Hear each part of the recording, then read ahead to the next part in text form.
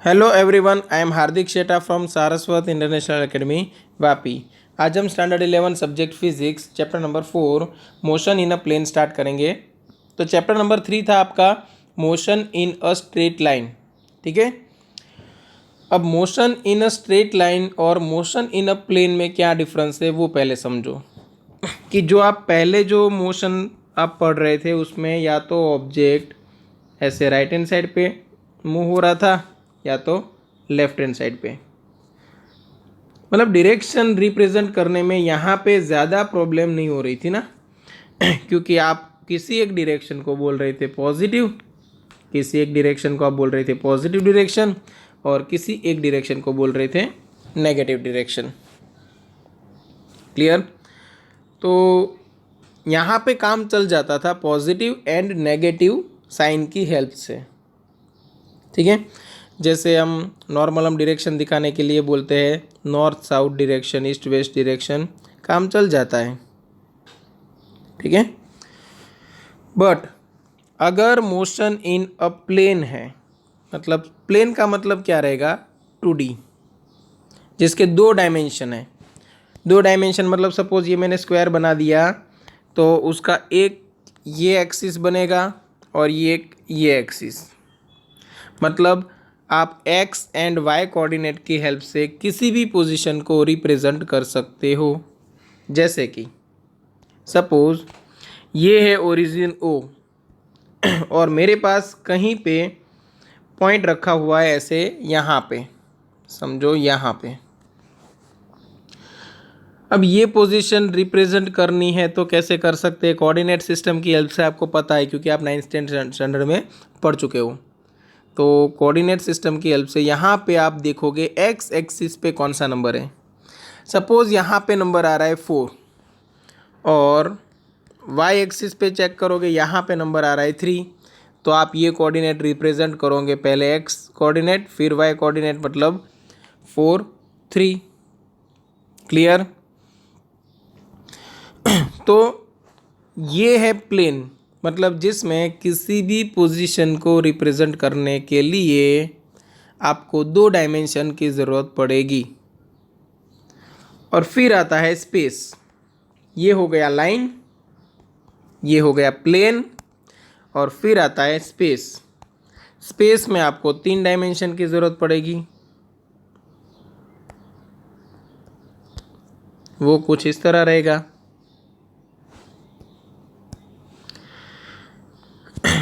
जैसे कि सपोज़ आप किसी रूम में बैठे हुए हैं तो वो रूम में आपको कुछ ऐसा नज़र आएगा। ठीक है ना, आपके आसपास 4 दीवार होगी और ऊपर छत, नीचे फ्लोर। ठीक है, अब यहाँ पे मैं एक्स वाई जेड एक्सिस ले लूँ। सपोज़ ये मैंने ले ली वाई एक्सिस, ये मैंने ले ली एक्स एक्सिस और ये मैंने ले ली जेड एक्सिस। किसी एक पोजीशन को रिप्रेजेंट करना है मुझे, किसी एक पोजीशन को मुझे रिप्रेजेंट करना है तो मुझे देखना पड़ेगा कि वो सपोज़ यहाँ पे है तो ये एक्स कोऑर्डिनेट रहेगा, ये वाई कोऑर्डिनेट रहेगा और थोड़ा इस तरफ से ये जेड कोऑर्डिनेट भी रहेगा। ठीक है, तो यहाँ पे 3 डायमेंशन की ज़रूरत पड़ती है। तो ये हो गया 3D, ये था 2D, ये था 1D, 1 डायमेंशन। क्लियर? तो ये तो आप पढ़ चुके हो, ये आप पढ़ चुके हो। आपको अभी ये पढ़ना है मोशन इन अ प्लेन, और ये भी पढ़ना है मोशन इन अ स्पेस। ठीक है, चलो तो स्टार्ट करते हैं। सबसे पहले दो टाइप की quantities, scalar quantity, vector quantity, आपको ऑलरेडी पता है क्योंकि ये जो वर्ड्स थे ये 9th स्टैंडर्ड में आते थे। ठीक है,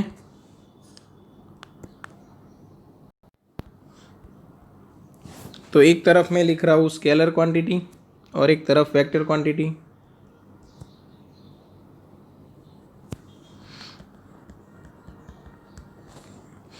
ठीक है ना, अभी मैं आपको शॉर्ट में यहाँ पे लिख के एक्सप्लेन कर रहा हूँ।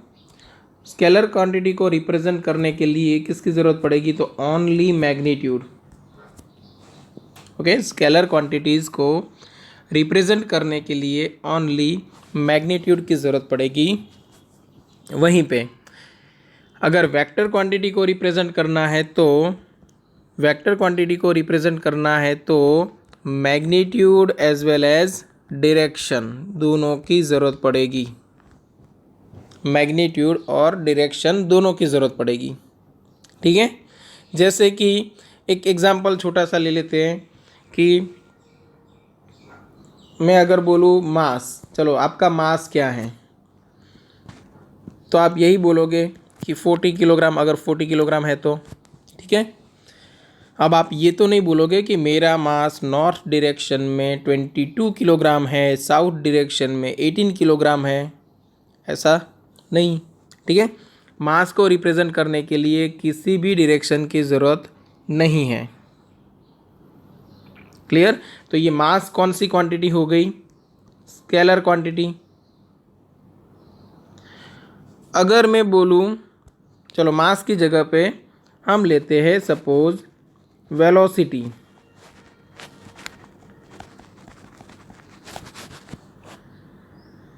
किसी एक ऑब्जेक्ट की अगर मैं वेलोसिटी बोलूँ 20 मीटर पर सेकेंड, तो वो इनसफिशिएंट इंफॉर्मेशन है। ठीक है, क्योंकि यहाँ पे मैंने डायरेक्शन नहीं दिखाई है, मतलब ये ऑब्जेक्ट है वो भाग रहा है, बट कौन सी डायरेक्शन में वही पता नहीं है। ठीक है, अगर मैं किसी ऑब्जेक्ट की position with respect to other object बताना चाहूँ तो भी आपको डायरेक्शन तो लेनी ही पड़ेगी। सपोज़ मैं बोलूँ कि आपकी स्कूल किधर है, तो आप बोलोगे 3 किलोमीटर, और आपको साथ में डायरेक्शन बोलनी पड़ेगी कि ये डायरेक्शन में। ठीक है, तो ऐसी क्वांटिटीज़ जिनको रिप्रेजेंट करने के लिए मैग्नीट्यूड प्लस डायरेक्शन की ज़रूरत पड़े, वो क्या है? Vector quantity. तो ऐसे बहुत सारे एग्जांपल्स भी आपको पता होंगे कि जिसमें आप डिफाइन कर सको कि ये स्केलर है, ये वेक्टर है। जैसे कि हम स्केलर क्वांटिटी के लिए लिखे तो मास, डिस्टेंस बोल सकते हो, स्पीड बोल सकते हो। ठीक है ना, आपकी बाइक की स्पीड क्या है? सपोज बाइक चल रही है, स्पीड क्या है? तो सिर्फ इतना बोल दो 40 किलोमीटर पर आवर चलेगा। बट अगर बोला जाए वेलोसिटी, तो आपको विथ डायरेक्शन बोलना पड़ेगा, तो फिर आपको विथ डायरेक्शन बोलना पड़ेगा। ठीक है, तो मास है, डिस्टेंस है, स्पीड है, हर एक टाइप की एनर्जी है, वर्क डन है, ऐसी बहुत सारी क्वांटिटीज़ है जो स्केलर क्वांटिटीज़ आप बोल सकते हो। सेम वे यहाँ पे वेक्टर क्वांटिटी में क्या बोलोगे? तो डिस्टेंस तो नहीं बोल सकते, बट डिस्प्लेसमेंट वो वेक्टर है, वेलोसिटी, एक्सेलरेशन, फोर्स। ठीक है, एक्सेट्रा। तो ऐसी कई सारी क्वांटिटी है जिनको रिप्रेजेंट करने के लिए मैग्नीट्यूड प्लस डायरेक्शन दोनों की ज़रूरत पड़ेगी। तो ये ऐसी सारी क्वांटिटी को आप बोलोगे वेक्टर क्वांटिटी। ठीक है, ये हो गया स्केलर एंड वेक्टर, और ये चैप्टर में हमें डील करना है वेक्टर के साथ। तो सबसे पहले वेक्टर क्या है वो समझना ज़रूरी। ठीक है, वेक्टर क्या है वो समझना ज़रूरी बनेगा। ठीक है, अब वेक्टर है, सपोज किसी एक वेक्टर को मैं रिप्रेजेंट करना चाहूँ। ठीक है ना, वेक्टर है, उसको सबसे पहले हम रिप्रेजेंट करते हैं कि कैसे दिखाएंगे। सपोज मैं लिखूँ बोल्ड लेटर में ए,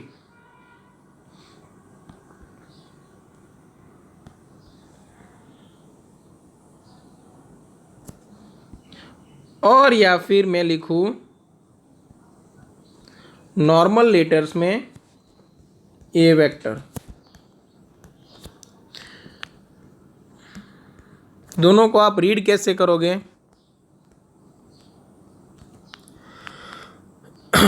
रीड करोगे वेक्टर ए, पहले बोलना है वेक्टर। ठीक है, तो मतलब वेक्टर ए को रिप्रेजेंट करना है तो आप ए के ऊपर एरो लगा दो तो भी चलेगा, या तो बोल्ड लेटर में ए लिख दो तो भी चलेगा। ठीक है, तो टेक्स्ट बुक में बहुत सारी जगह पे बोल्ड लेटर में लिखा हुआ होगा, आपको मिलेगा, बोल्ड लेटर में लिखा हुआ मिलेगा। 11th स्टैंडर्ड और 12th स्टैंडर्ड फिनिश कर लो तब तक, ठीक है।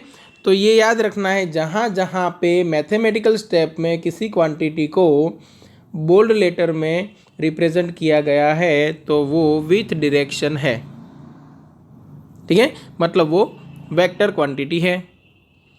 बट अब पेपर लिखने में हम ये बोल्ड लेटर का यूज़ नहीं कर सकते ना, ठीक है, बहुत ज़्यादा टाइम जाएगा और आइडेंटिफाई कैसे कर पाएंगे कि ये सफिशिएंट बोल्ड है या नहीं।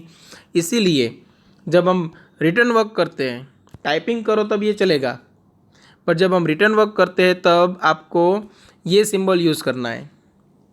मतलब हम जब भी प्रैक्टिस करेंगे तब किसी भी क्वांटिटी, सपोज वेलोसिटी है तो वेलोसिटी के ऊपर एरो रख दो, ये हो गई वेक्टर क्वांटिटी, है ना। तो ये वेक्टर v, या तो बोल सकते हो वेलोसिटी वेक्टर, ठीक है। तब वहाँ पे हम बोल्ड लेटर का यूज़ नहीं करेंगे जब हम खुद लिख के प्रैक्टिस कर रहे हैं तब, ठीक है। चलो ये हो गया रिप्रेजेंटेशन। अब ये वेक्टर एक्चुअल में है क्या वो देखते हैं। तो उसके लिए आपको समझना पड़ेगा पोजीशन वेक्टर। तो अब बात करते हैं पोजीशन वेक्टर। पोजीशन वेक्टर के लिए हम नॉर्मल क्या करते हैं, ओरिजिन को एक रेफरेंस पॉइंट ले लेते हैं और उसके रिस्पेक्ट में किसी भी ऑब्जेक्ट की पोजीशन दिखाते हैं। जैसे आपको अगर आपके स्कूल की पोजीशन दिखानी है with respect to your home, तो आपका जो घर है वो पूरी सिस्टम के लिए बन गया ओरिजिन, ठीक है। सपोज ये एक प्लेन है, ये यहाँ पे बहुत सारे बिल्डिंग्स हैं, ठीक है, बहुत सारे बिल्डिंग्स हैं। यहाँ पे आपकी स्कूल है, यहाँ पे आपकी स्कूल है और यहाँ पे आपका घर है, ठीक है। अब स्कूल को रिप्रेजेंट करना है तो आपने अपने घर को क्या ले लिया, ओरिजिन। आपने अपने घर को ले लिया ओरिजिन और ये डायरेक्शन को बोल दिया एक्स एक्सिस और ये डायरेक्शन को बोल दिया वाई एक्सिस। तो इधर जो डायरेक्शन है वो आपके लिए हो गई नेगेटिव एक्स एक्सिस और इधर जो डायरेक्शन है वो आपके लिए बन गई नेगेटिव वाई एक्सिस। सिंपल है ना। अब आप बोलोगे कि मेरा घर है उसका, सॉरी स्कूल है उसका पोजीशन वेक्टर ऐसे कुछ बनेगा, है ना। ये हम प्रैक्टिकल एग्जांपल ले रहे हैं, टेक्स्ट बुक का अभी तक हमने कुछ नहीं पढ़ा है, ठीक है। वेक्टर्स के बारे में टेक्स्ट बुक से हमने ज़्यादा कुछ पढ़ा नहीं है। अगर समझ में ना आए तो टेंशन मत लेना, ठीक है। ये आप फर्स्ट टाइम पढ़ रहे हो इसलिए, ओके। अब ये हो गया स्कूल का vector with respect to your home और उसको रिप्रेजेंट करने के लिए हमारे पास दो रास्ते। एक ले लो, यहाँ पे एक्स डायरेक्शन में कितना डिस्टेंस है, तो सपोज ये है 2 किलोमीटर, ये 3 किलोमीटर ले लेते हैं। और वाई डायरेक्शन में कितना है, तो 4 किलोमीटर। तो टोटल डिस्टेंस कितना ट्रैवल करना पड़ेगा, एज़ पर आपको पता है पाइथागोरस की हेल्प लेना आपको पता है कैसे लेते हैं हेल्प, ठीक है ना। तो ये तो ओरिजिन पे है आपका घर, तो ये डिस्टेंस हो गया वो 3 और ये डिस्टेंस क्या है 4।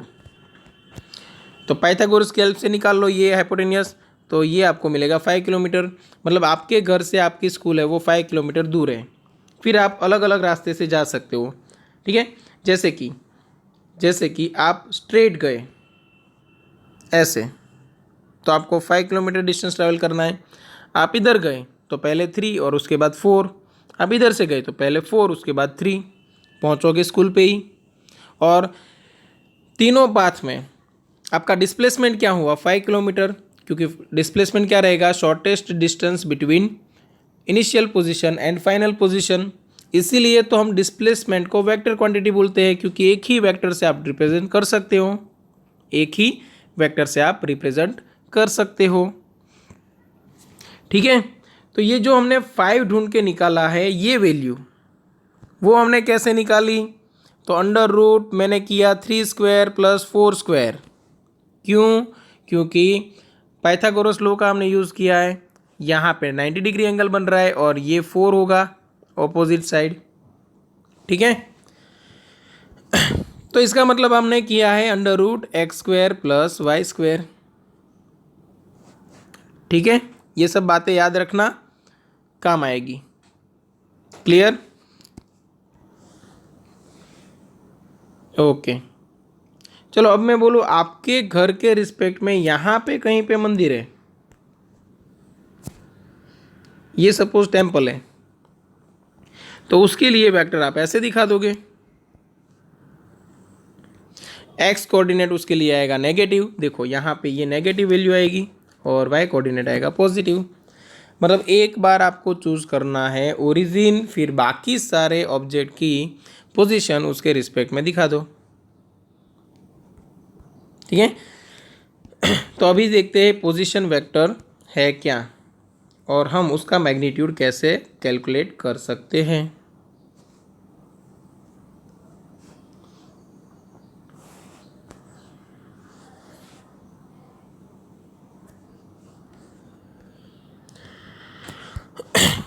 सपोज आपको कोई एक वेक्टर दिया हुआ है, vector A with respect to origin, आपको ऐसे दे सकते हैं 2 3, हम 3 4 ही लेते हैं नॉर्मल वैल्यू 3 4। तो उसको आप ऐसे भी रिप्रेजेंट कर सकते हो 3 × i + 4 × j, ये वेक्टर हो गया, है कुछ नहीं। क्या है वो समझो, जो i होता है ना, i हमारे पास 3 यूनिट वेक्टर है। अब यूनिट वेक्टर क्या है वो बाद में मैं बताऊंगा जब उसका टर्न आएगा तब। अभी सिर्फ इतना याद रख लो, i, j एंड k 3 ऐसे मतलब लेटर्स है हमारे पास। ऊपर जो हमने किया हुआ है उसको मतलब ऐसे किया हुआ है ना, ये टोपी पहनाई है ना, इसलिए हम बोलते हैं कैप। आप i भी बोल सकते हो, i भी बोल सकते हो, ठीक है। तो ये हो गया unit vector in the direction of x। Same way unit vector in the direction of y, same way k cap आएगा तो unit vector in the direction of z, ठीक है। अब ये क्या है वो आप बाद में पढ़ने वाले हो, फिलहाल मैं इतना बता देता हूँ कि सपोज आप एक हाईवे के साइड पे खड़े हो, ये हाईवे है, ठीक है ना, और आप यहाँ पे खड़े हो,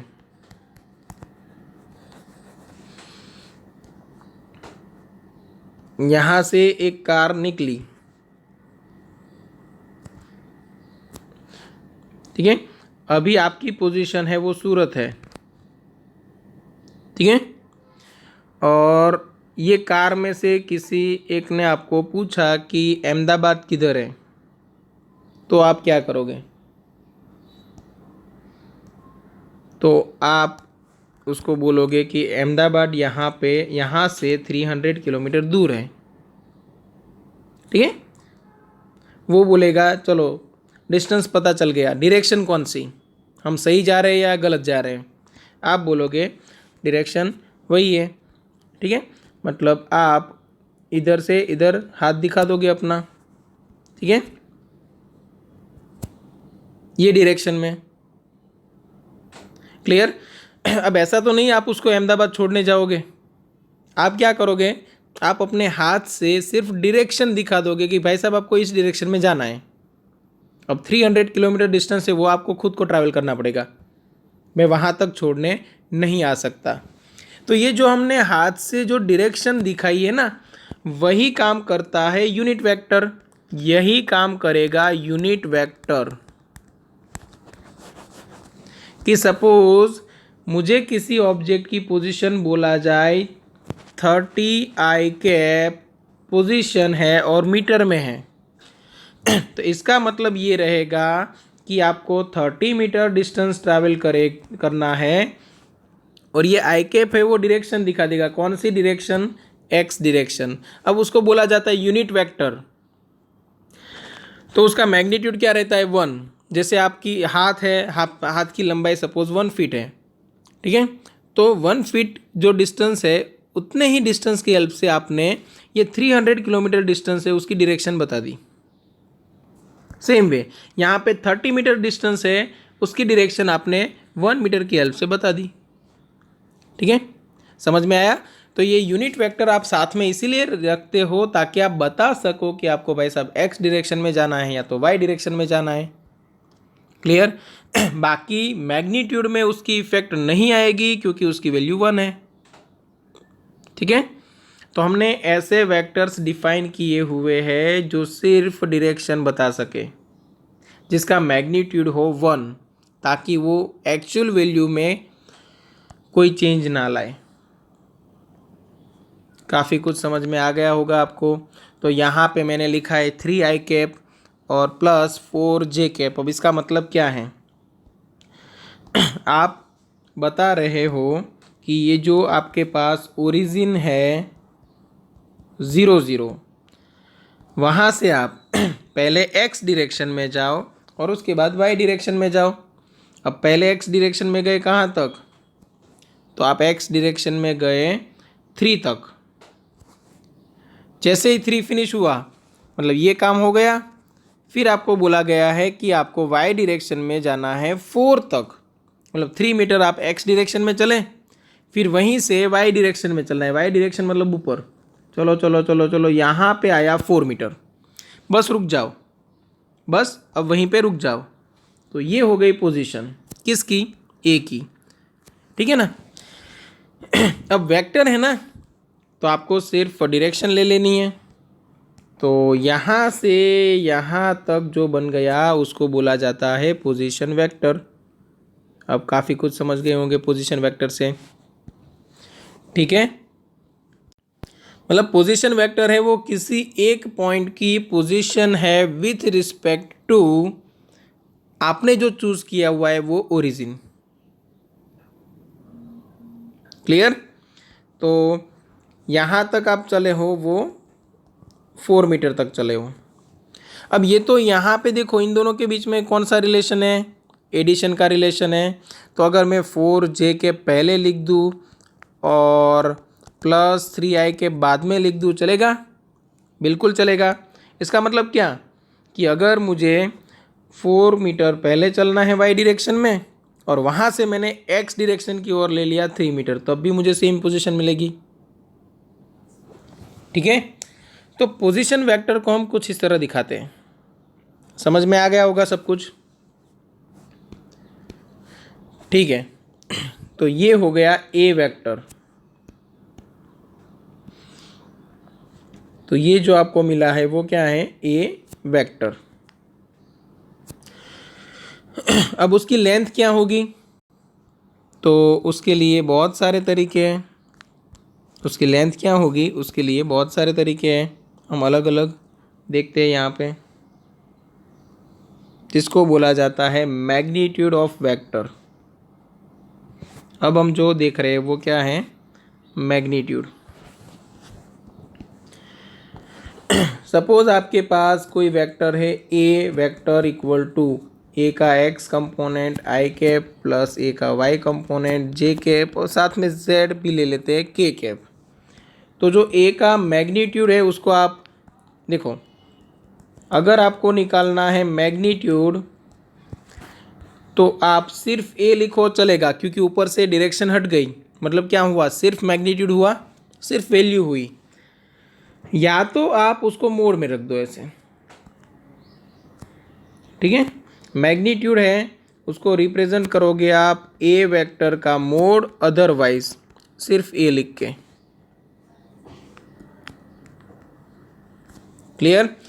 तो मैग्नीट्यूड जो बनने वाला है वो अंडर रूट बनेगा ax² plus ay² plus az²। ठीक है, समझ में आया होगा अभी तक? तो अभी जो हमारे पास वेक्टर है उसका मैग्नीट्यूड,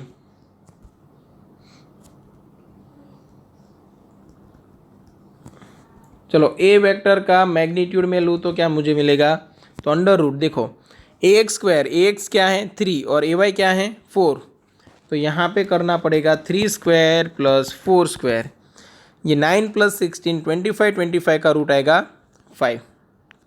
ठीक है, अभी हमने कोई यूनिट सिस्टम नहीं ली है, मतलब मीटर है, सेंटीमीटर है कुछ, तो मैं ऐसे ही रख रहा हूँ। ठीक है,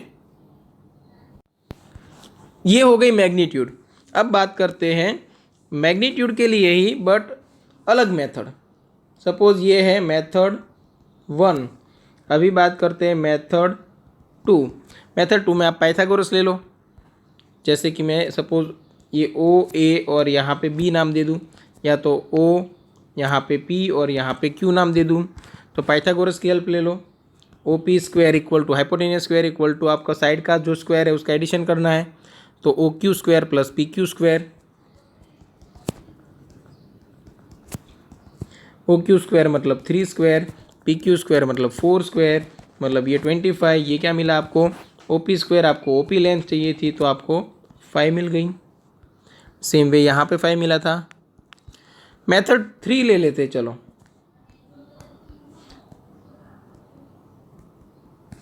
मेथड 3 हम यूज़ करने वाले हैं डिस्टेंस फॉर्मूला।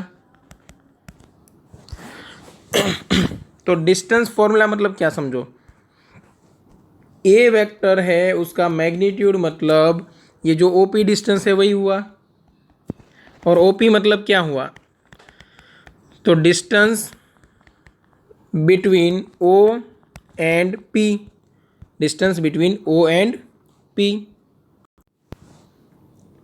अब यहाँ पे जो कोऑर्डिनेट्स है, जो यहाँ पे कोऑर्डिनेट्स है उसको मैं नाम दे दूँ x1 y1, तो यहाँ के जो कोऑर्डिनेट्स है उसको मुझे नाम देना पड़ेगा x2 y2, और वो क्या है 3 4। चलो डिस्टेंस फॉर्मूला की हेल्प से निकाल लेते। डिस्टेंस फॉर्मूला आप 10th स्टैंडर्ड में पढ़ चुके हो। तो आप क्या कर रहे हो, x2 minus x1 whole square plus y2 minus y1 whole square. अब x2 क्या था 3, x1 क्या था 0, वैसे यहाँ पे y2 क्या था 4 और y1 0। देखो x2 minus x1 whole square किया तब x2 था 3 और x1 था 0, y2 4 y1 0।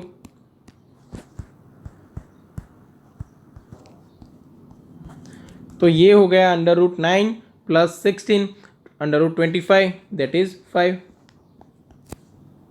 तो ये आपको ए वेक्टर का मैग्नीट्यूड मिल गया। समझो, मतलब आपको ऑलरेडी 2 मेथड पता थी, एक कौन सी डिस्टेंस फॉर्मूला वाली, दूसरी कौन सी ये जो आपने पाइथागोरस की हेल्प से किया, और एक मेथड एक्स्ट्रा आप यहाँ पे सीख रहे हो कि कोऑर्डिनेट का आप एडिशन करोगे और स्क्वायर के साथ अंडर रूट में। ठीक है, मतलब ये कुछ नया नहीं है, आप ऑलरेडी पढ़ चुके हो। हम अलग वे में सिर्फ रिप्रेजेंट कर रहे हैं ताकि जो कभी कभी जो कन्फ्यूज़न होता है वो यहाँ पे कम हो जाए। वेक्टर्स की हेल्प से बहुत सारे प्रॉब्लम्स इजीली सॉल्व हो सकते हैं। ठीक है, अब चलो ये तो हो गया मैग्नीट्यूड। अब उसकी डायरेक्शन कैसे निकालें, आपने जो सिस्टम सिलेक्ट की है उसके रिस्पेक्ट में डायरेक्शन कैसे निकालें। तो डायरेक्शन के लिए आपको देखना है कि एक्स एक्सिस के साथ कितने एंगल पे जाना है, या तो वाई एक्सिस के साथ कितने एंगल पे जाना है।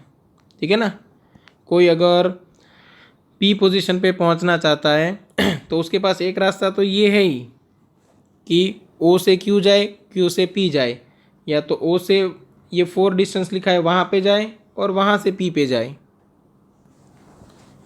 ठीक है, बट किसी को अगर डायरेक्ट शॉर्टकट लेना है, तो डायरेक्ट शॉर्टकट लेना है यहाँ से ये डायरेक्शन में, तो आपको बताना पड़ेगा ना कि ये जो एक्स एक्सिस के है उसके साथ इतने एंगल पे जाना है। तो वो हो गई उस वेक्टर की डायरेक्शन, मतलब डायरेक्शन है उसको एंगल के फॉर्म में रिप्रेजेंट करना है बस। तो यहाँ पे डायरेक्शन के लिए एंगल चाहिए, और एंगल के लिए देखो आपको 2 साइड्स दी हुई है, ऑपोजिट एंड एडजेसेंट, इसलिए मैं ले रहा हूँ टेन थीटा। तो सपोज ये एंगल है थीटा, तो टेन थीटा क्या बनेगा, opposite side upon adjacent side, मतलब P Q divide by O Q, P Q divide by O Q. अब पी क्यू क्या है, ए का वाई कंपोनेंट, देखो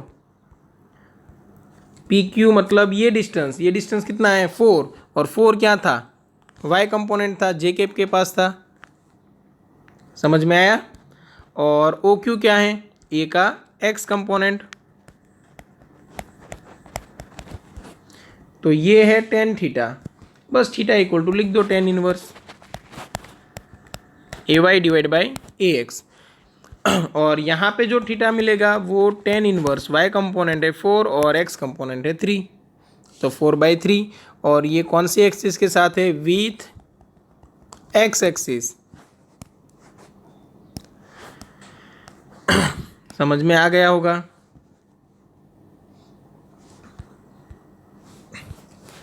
ठीक है, तो ये सब हमने पढ़ा पोजीशन वेक्टर के बारे में, पोजीशन वेक्टर क्या है, कैसे रिप्रेजेंट किया जाता है।